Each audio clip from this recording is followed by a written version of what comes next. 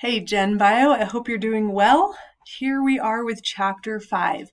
So we are going to talk about some large biological molecules in this chapter, often called macromolecules because they're so large. And really at this point, we're getting into a part of chemistry referred to as biochemistry, right? So kind of that meeting point, that meshing, because these molecules are what life is based on. Right? And so these are going to be really large, complex molecules. This, for example, is actually a computer-generated image of a protein. And so the four classes of macromolecules that we're going to look at are proteins, carbohydrates, lipids, and nucleic acids. That's things like DNA. So all of these, that's a lie. Three of these four macromolecules are set up as what we call a polymer, a long molecule consisting of smaller building blocks. The building blocks would be called monomers. So it looks something like this, right? Here we have, see if I get my pointer back, right? Each of these purple spheres here, 1, 2, 3, those are the monomers. Right? They're a smaller molecule, but they're going to be linked together into this long chain, and that's the polymer. And what you'll see is that this is a really predictable pattern here, right? They're formed the same way. So if you want to put individual monomers together to make a polymer, we go through what's called a dehydration reaction or a dehydration synthesis, sometimes called a condensation reaction. But notice that terminology, dehydration or condensation, it's dealing with water. And so this dehydration reaction, anytime you want to put monomers together, we remove a hydrogen from one monomer, a hydroxyl group from the other monomer, and we get water, right? And that water leaving is allowing a bond to form, okay? The exact opposite thing happens to break that polymer down. We do a reaction called hydrolysis. Literally, lysis is splitting. So we're splitting with water. And so we're going to go ahead and put that water molecule back in. The hydrogen goes with its monomer, the hydroxyl group goes with its monomer, and we can split this polymer down into smaller portions. And so you will see that as the way we form things like proteins and carbohydrates and nucleic acids and also break them apart. The lipids are a little different. We'll talk about that. Okay, let's jump in then with carbohydrates. Hopefully no one's hungry at the moment. All these delicious carbs in front of us. Now, carbohydrates include sugars. The sugar actually ends up being the monomer. And these long polymers of sugars are what we would call a complex carbohydrate, or something like a starch would fit into that category. So the monosaccharides are the monomer, the single sugar, the simple sugar, the single single sugar, right? So you can't see this. Can I get this? There we go. Some of these you probably don't recognize as sugars, but I'm pretty sure you probably recognize things like glucose and maybe even fructose. So these are 6-carbon sugars. These are really common monomers that we will talk about, monosaccharides. Notice they're isomers, right? These are all have the same molecular formula, C6H12O6, and yet they're a little bit different, right? So fructose ends up being our really sweet monosaccharide, even sweeter than glucose. Here's something else fun to notice. Look at, if you think about the term carbohydrate, right? Carbo should make you think carbon. And if you wanted to hydrate something, you would add water, right? H2O. Basically, what you're going to find is these monosaccharides all have this molecular formula, some kind of multiple of CH2O, right? A hydrated carbon, right? So C6 and then twice the number of hydrogens and the same number of oxygens as you have carbons, right? So that's where we come up with that. So those are our monosaccharides. Now, monosaccharides, we're going to play with this some actually in lab. You can draw these multiple different ways.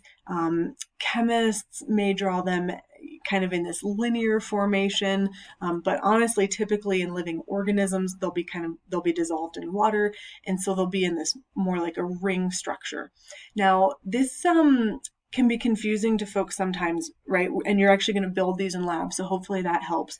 But when you see this ring type diagram, they're trying to show you a three-dimensional structure. So picture this green portion as like a plate, and then anything sticking up, like this hydrogen here, would be coming up off of that plate, and this hydroxyl group down here is actually facing down off the plate. So when we build this in lab, you'll have to play with that a little bit, right? But that would be the ring form of glucose. Okay, you can put two monosaccharides together, right? Two single sugars, put them together and you get a disaccharide. And it's just like we said, the general form works for all of these different macromolecules. You do a dehydration reaction. Wow, that was like a little heart attack there. You do a dehydration reaction, right? You pull the water out, boom, you stick those sugars together. Dehydration, sorry, same thing. They're just showing a different setup here. So your disaccharides, you may or may not have heard of maltose. You get that a lot of times when, say, a carbohydrate, like a complex carbohydrate, like a starch, is being digested from a long chain into a disaccharide. Sucrose, you've probably recognized, that's table sugar. Plants put that into things like fruits to make them sweet. Okay, I want to try something here, and maybe I can't. I was going to try to see if these animations work. You'll have to tell me if you can actually hear this or not.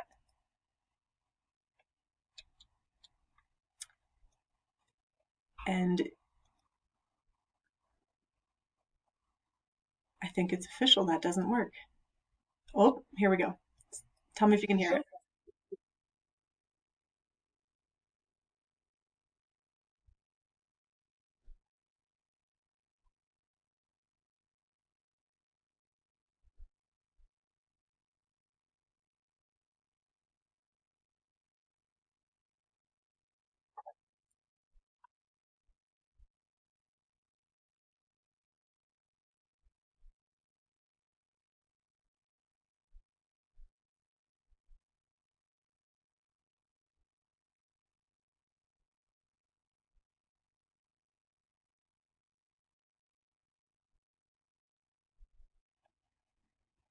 Okay, so you'll have to let me know in class if you just sat there for a minute and couldn't hear a thing, right?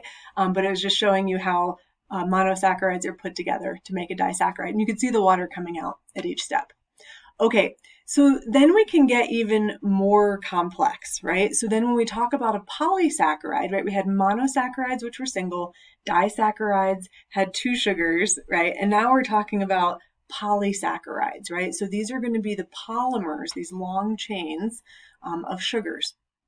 Now they have lots of different roles. So this, at the top here, we see starch. I lost my pointer there, right? We see starch. This is the storage, this is the way plants store energy, the storage polysaccharide of plants. So it's a bunch of glucose monomers, right? So glucose, glucose, glucose put together, and that way they can store energy for later, maybe putting it down in a tuber like this potato, etc. In animals, this animal happens to be human, they're showing in the muscle tissue the way animals store polysaccharides, the way we store carbohydrates, is in this polysaccharide called glycogen. So glycogen is typically stored in skeletal muscle and then also in the liver. And this polysaccharide can actually get broken down then into individual glucose molecules. So your liver stores a bunch of glycogen. You go all night without eating, and slowly throughout the night, the liver kind of parses out glucose so that your blood sugar doesn't drop precipitously. Okay, they're also showing you another polysaccharide here called cellulose, and this is going to be what plants use as to build their cell walls. So this is more of a structural carbohydrate. Okay, what gets super interesting here is if you look at cellulose, right, it's this repeating set of glucose molecules. It looks an awful lot like starch. Glycogen's kind of weird. It's all like branchy, right? But starch and cellulose look super similar. It's all repeating glucose monomers. They're both in plants. No vertebrate, nothing with a backbone can actually digest cellulose. And where I think this to me gets kind of fascinating is if you think about like a cow out in a field eating grass. There's some starch in there, but primarily that grass is a bunch of cellulose. It's a bunch of cell walls. And you think, well, okay, if that cow, if that's its diet and it can't actually digest the cellulose, that doesn't make a whole lot of sense. So what ends up happening is when you think about a cow and it has these fermentation tanks, right? It has 4 stomachs. It's really harboring a lot of bacteria that do have the enzyme to break the cellulose down. And so what we're going to see is those microbes actually start utilizing those sugars and then are providing energy to the cow. So really kind of a neat mutualistic relationship between bacteria and any of your cud chewing animals that have to digest that cellulose and use the kind of fermentation. I'm sure there's a better term that I wanted. Okay, another polysaccharide is called chitin. So this is exoskeletons of arthropods and also the cell walls of fungi. We won't talk about that one near as much as all these guys. This comes up a lot. Okay, another macromolecule, the lipids. Now this is the one class of these macromolecules that doesn't really follow that polymer rule. So this is a little bit different, right? But they are all going to be hydrophobic. They won't mix well with water.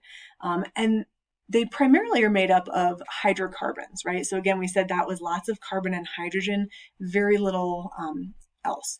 And so these are super good at helping us store energy. But we will see the 3 main categories: fats, phospholipids, and steroids. So let's run through that real quick. And when I say fats, another term there, triglycerides. So the triglycerides, this is, and if you hear tri, there are 3 what we call fatty acid chains, 1, 2, and then 3, attached to a molecule called glycerol, right? And there's your dehydration synthesis allowing you to attach a fatty acid to the glycerol. So when you have a triglyceride, if you think about where energy is in a molecule, it's always in the bonds between adjacent molecules. And so here you just have carbon, carbon, carbon, carbon. All these bonds have energy. Okay? And so fats, like triglycerides, are actually a really efficient way to store energy, right? You can actually, if you've taken a nutrition class, you have, I think it's 9 grams of energy, 9 kilocalories of energy per gram. Carbohydrates only are 4. So it's twice as much energy per gram of storage. Okay. So let's look a little bit at these fatty acids. So you guys have probably heard the terms saturated and unsaturated fatty acids, right? It's like all in this, talking about what foods you should eat, what's a healthy fat, are fats good for us or not, right? Another one of the science things that kind of goes back and forth. So this is how it works. So fatty acids, right, those 3 tails, vary in how long they are. Right, so often they'll put a number of carbons, how long that fatty acid chain is, and they also vary in where the double bond is. So if you hear about like an omega-3 fatty acid versus an omega-6 fatty acid, they're talking about a fatty acid. Notice how there's a double bond here, with the location of that double bond.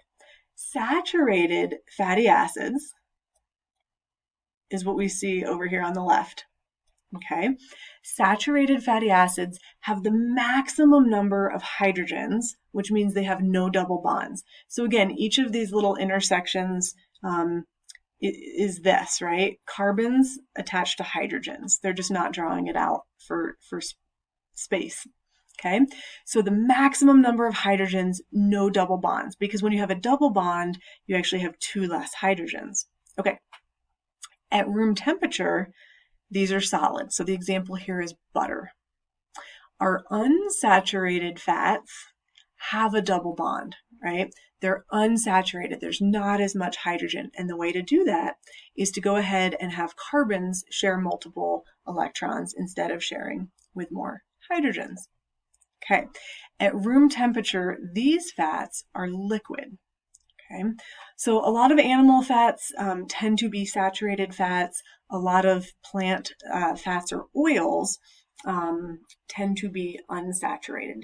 Generally, unsaturated fats are considered healthier, because if you think about this like solid at room temperature, then you start to think about what maybe is it doing inside of your blood vessels. But then it gets super weird, right? So yeah, I guess I can go into this. So then you've heard of trans fats. Okay, so what you see here, notice they're pointing out that cis bond. We talked about this in the last chapter, right, where an isomer, where the molecule went the same way. So notice if you, and maybe I'll draw this, if we zoom in on this double bond, my terrible drawing here, notice, see, this may or may not work. There's my double bond, and you can see both lines in that picture are going down, right? So that would be a cis bond. Both are facing the same way. And what happens, the reason unsaturated fats are liquid at room temperature is because that cis bond throws like this big kink in the molecule, and then these can't pack nice and tightly together, right, to be a solid, right? There's a kink in it, and it's going to be more fluid. Now, if you think about, if you hear about trans fatty acids, basically the chemists have gone in and changed, maybe over here, changed your double bond to be a trans orientation. Now, that basically throws this molecule right back into the same repeating pattern. They can pack tightly, and you can make a solid. So this is like a way to take a healthy oil and make it more solid, right? More spreadable, something like a margarine. And then if you want to get super weird, if you've heard about hydrogenated vegetable oil, think about this. We said in an unsaturated fat, there's a double bond and there's not as many hydrogens. So hydrogenated oils go one step further, right? So they, how do I draw this? They basically are going to break this double bond, right? And instead of having, go back to our cis orientation here, because remember, this is abbreviated. There's a carbon here, a carbon here, a carbon here, a carbon here. And what they're not showing you is there's a couple hydrogens, right? Because every carbon has to be forming, that's terrible drawing. Every carbon has to have 4 bonds. 1, 2, 3, and 4. Okay, so hydrogenation breaks this double bond and goes ahead, makes it back into a single bond. You still have your carbon coming off, still have your carbon coming off. There's your hydrogen. Oh boy, there's another hydrogen. But I need a 4th bond on each, right? Hydrogenation, right? Add that hydrogen in. When you add the hydrogen in, you break the double bond and it comes right back to looking like a saturated fatty acid, right? You turn that oil into margarine through hydrogenation. And so there's a lot of indication now that actually doing things like making trans fats or making hydrogenated vegetable oils is actually worse for you than having that natural saturated fatty acid, right? So butter, at least in this point in our scientific understanding, butter is better for you than margarine. It tastes better anyway. Go for it. Okay. Sorry. I know that seems like a bit of a tangent, right? But this is the stuff that actually affects your day-to-day life. So why not? Let's talk about it. Okay. So again, in the lipids, this was our triglycerides. We use these to store energy. Another huge group of fats are going to be the phospholipids. The phospholipids are what make up cell membranes. And here it ends up being actually a very similar molecule. We still have a glycerol, which is a 3-carbon molecule. And we have a fatty acid chain, a second fatty acid chain, right? Sounding like a triglyceride, except that 3rd carbon now is bonded to a phosphate. So this is our phospholipid. Now, what ends up happening with phospholipids is the phosphate end, which we refer to as the head, is hydrophilic. It does not mind being near water. Okay, it's not repelled by water. But the tails, because they're those fatty acids, those hydrocarbons, they are hydrophobic, water-fearing, right? And so what ends up happening is if you put a bunch of phospholipids in water and shake it up, they will actually self-assemble into this, what we call a phospholipid bilayer. All the tails are going to want to face each other. They're hiding from those interactions with water molecules. And so this makes an amazing cell membrane. If you think of this as a cell membrane right here, right outside of the cell, it looks like October. Outside of the cell, you think about in your body, it's mostly water, right? Blood, plasma, extracellular fluid, it's mostly water. And so those phosphate groups, the hydrophilic heads, are facing the water. Inside of the cell is the cytoplasm. And we haven't gotten there yet, but cytoplasm is like 70% water. And so again, it's those phosphate groups that face that direction. This phospholipid bilayer, we'll talk about it a lot more. It's really that boundary between inside of the cell and outside of the cell. Super important in life. Okay. Another group of lipids are the cholesterols. So, steroids. Cholesterol is an example there. Now, this lipid doesn't look like any other, right? We actually have this ring, these fused rings that make up the carbon skeleton. We do use this in cell membranes. It keeps the cell membranes a little more fluid, and it also serves as the precursor. You may be thinking, man, that looks an awful lot like, wait, didn't she show us estrogen and testosterone before? Cholesterol is actually the precursor to both of those hormones. So it is much maligned, right? Again, too much might be a bad thing in your diet, but it's a really important molecule in cell membranes, in hormones, etc. All right. Our third group of macromolecules, and I know this is a ton. You're going to have to stop, go back to your book, slow this down. Proteins make up like 50% of the dry weight of cells. We use a ton of proteins, and they have lots of different purposes. So we'll see things like they act as enzymes. So an enzyme is just a catalyst for a reaction. It speeds it up. It interacts in this reaction, but doesn't get used up. Right? So it encourages the reaction and then it encourages the next one, right? So it keeps going. And these enzymes tend to be super specific. Each enzyme is only going to play a role in a very specific chemical reaction in the body. We have proteins, right? And I go through this because so many times we just think of protein as like being important for bodybuilders, right? It's part of skeletal muscle. And it is, right? But it's also part of our body's defenses. So you hear a lot of talk these days about antibodies and antibody testing for COVID, right? Antibodies are proteins that your immune system makes to fight off microbes, foreign microbes, right? Plenty of proteins are just used for storage, right? Proteins have energy. Again, we're back to the 4 calories per gram, but you do have energy in there. Here they're talking about how important it is, say, for the developing chick that pops out of this egg. Lots of proteins are involved in transport. When we get to our chapter on the cell membrane, we'll see that a lot of molecules can't move through that phospholipid bilayer unless they use a protein. Okay? Some proteins serve as hormones, so chemical messengers that circulate through the blood.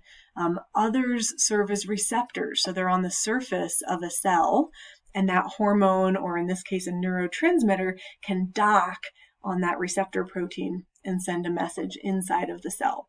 Here's the ones we always think of, like skeletal muscle. It's these contractile proteins. So inside of a skeletal muscle, you have lots of the protein actin and the protein myosin, and they're actually able to move past each other and shorten a muscle. And then structural proteins. So the example they're giving here is keratin. This is super important in skin, nails, hair, those sorts of things. Okay. Proteins follow our normal pattern of having monomers that join together to create a polymer. And in the case of proteins, the monomer is called an amino acid. Every amino acid has this same general layout. So there's this central carbon, okay, a carboxyl group, which if you think back to the last chapter, remember it actually acts as an acid, right? It's willing to donate this hydrogen. Oh boy, little moment for review there. The carboxyl group acts as an acid. The amino group, again, another functional group, it contains nitrogen. It actually acts as a base. It's willing to accept hydrogen, right? But if you think about this term, amino acid, you have an amino group and an acid group, right? So amino acid.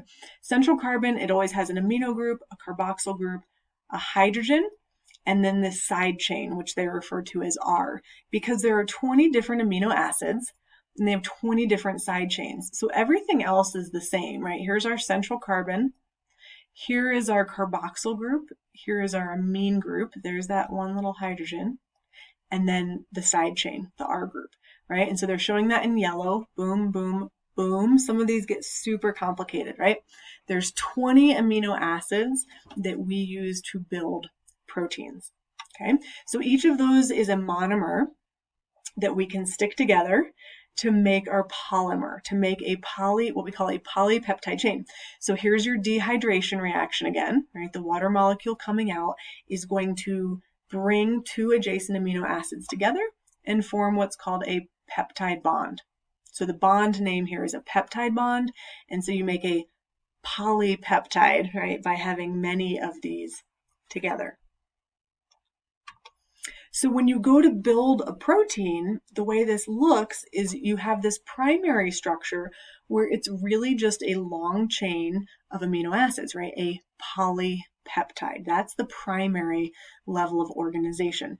This would totally do nothing in your body, right, at this primary structure. To be a true protein, we're going to need this to fold. The secondary structure of protein can fall in two ways. Either that polypeptide chain starts kind of twirling and forms what we call an alpha helix, or it forms a beta pleated sheet. So it kind of, waves back and forth. This is the secondary structure, right? So the primary was the polypeptide chain. Here's our secondary structure. Now the tertiary structure is where a protein actually gets its function. So what they're trying to show is that you have some segments that are alpha helices, some sections that are beta pleated sheets, right? And they're all kind of folding together into this tertiary structure. And the tertiary structure is where you get function. Now there's a few more complicated proteins where you actually take two tertiary structures and put them together. And this is called a quaternary structure. Hemoglobin works this way. You have an alpha subunit and a beta subunit, and those come together to form hemoglobin. When you look at this tertiary structure, what's really hard is trying to envision, okay, why is this polypeptide chain folding on itself? And so it really comes down to those side groups that we're kind of sticking off of our amino acids and how they might interact. So here they're trying to show you, right, here's a side group, and here's a side group further down the chain, and these guys actually are forming a hydrogen bond, right? So there's a weak bond in between that. Here's a big one. We mentioned those sulfhydryl groups in the previous chapter, and so you'll see these kind of I like this term, disulfide bridge, two sulfurs forming a bridge across here, even ionic bonds, right? And so that's what holds this protein into the correct structure. So what's super wild is if a single amino acid is messed up, right? Like think about how complex this chain is. There's 20 different amino acids, right? And you could go through and say, well, this is glycine, proline, I don't even remember what that one stands for, serine, glycine, arginine, valine, right? Alanine. If you screw up one of these amino acids, the final protein might not work. That's actually what happens in a disease called cystic fibrosis. There's actually a single mistake. Protein doesn't function. You get all this mucus buildup in your lungs. Average life expectancy is like 35. Kind of wild, right? Because these interactions are so dialed in. That's life for you, right? It's complex. Here's that hemoglobin molecule. If you want to see a more complicated quaternary protein, this is your classic example. Okay. You'll see throughout the year, as we're in this class, lots of different ways kind of drawing a protein. So a lot of these models are starting to be computer generated, right? So we actually can know the exact amino acid sequence of a protein, and then the computer can kind of model how that's folding. But honestly, a lot of times, right, it might just be a little cartoon, or even over here, they're showing it as a simple dot, right? That might be the protein we're looking at. But the actual shape of these proteins is key to their function. So check out how, again, this is computer generated, but notice how perfectly shaped that antibody is, right? That defense protein that your immune system made to fight off this protein that they're showing from influenza, right? So on the surface of a virus, right? The function of a protein depends on that three-dimensional shape. And so we run into this situation where there's certain things that are going to disrupt that three-dimensional shape. This is called denaturation, or to denature a protein. Here's our normal protein, and there it went all loosey-goosey, right? A lot of times this is not reversible, right? So if you think about the classic example of denaturing is you crack an egg into a frying pan, right? And the white of the egg is made out of the protein albumin. And when you crack the egg, it's see-through, right? It's translucent. That protein gets denatured by the heat and becomes opaque. It becomes white. There is no going back, right? So there are some examples in life where you can get this renaturation, but typically we'll talk about denaturing proteins. They don't work. They're inactive. And so many things in life, when we think about homeostasis, body temperature, if your body temperature goes up too much, you start denaturing proteins. Your proteins stop functioning. And we just went through that whole list of all these things proteins do. That becomes a problem. Huge swings in pH, right? Too acidic, too basic, also will denature proteins. Awesome. This is our fourth and final macromolecule. Good job hanging in there. Well, who knows? Maybe you've taken a couple breaks, which is fine. Nucleic acids. So nucleic acids, basically what we're dealing with, DNA, RNA, and a molecule called ATP. So these nucleic acids are what make up your genes, right? Your DNA. And the connection here to protein, we'll spend actually quite a bit of time on here, right? Check out what happens here. So you have DNA, a nucleic acid, in the nucleus of your cell, and you can produce a copy of that, which is another nucleic acid called RNA. That RNA can actually leave the nucleus of your cell. It will bind to a ribosome, and that RNA actually has the code for the exact order of polypeptides, right? See our amino acids coming in, and we're forming a polypeptide chain. So DNA houses the instructions for how to build proteins. Okay, let's look at this nucleic acid more. So again, it's a polymer.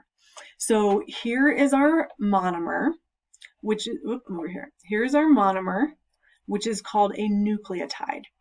Each nucleotide consists of a sugar, a phosphate, and a nitrogenous base, a nitrogen-containing base.